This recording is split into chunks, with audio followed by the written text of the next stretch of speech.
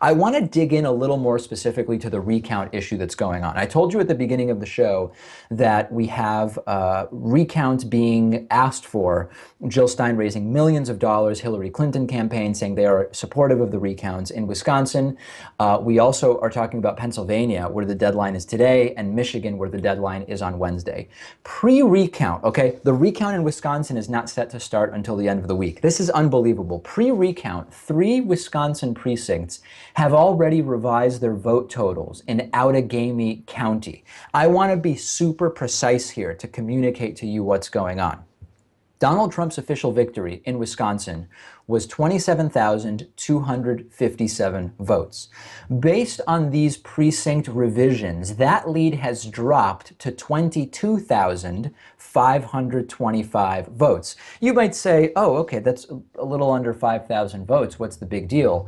That represents an evaporation into thin air of over 17% of Donald Trump's margin of victory. Just poof, we put the numbers in incorrectly, and there goes 17 point something percent of Trump's victory. Let's add to this the reality that Wisconsin was, number one, a more surprising victory for Donald Trump, given the history of Wisconsin over the last several election cycles.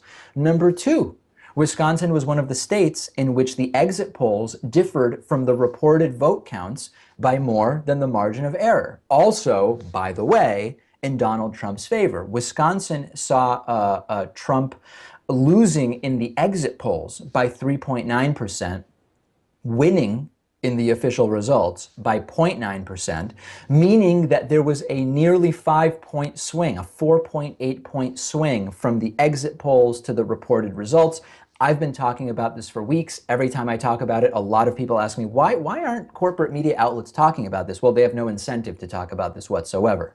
I want to show you a quote from Outagamie, Wisconsin officials to ABC News explaining what the hell happened. What explains the evaporation instantly of 17% of Donald Trump's win? Well, they said, quote, "In order to give election returns to the Outagamie County Clerk's office as quickly as possible, the chief inspector added together the votes from the election machine tapes. An error was made while keying the numbers on the calculator during this process, resulting in an incorrect number of votes reported on election night." Okay, well, it's an explanation, but let's apply a little bit of more scrutiny to it.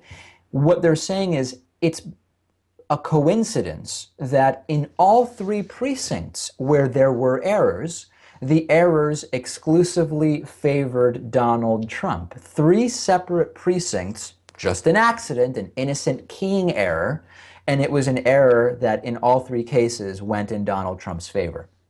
Interesting. Very, very interesting. Who keyed them in from the 3 precincts? Many more questions here, and I want to remind you, 17% of Donald Trump's victory in Wisconsin has evaporated before the recount even starts. So you'd better believe that we're going to be watching what happened there.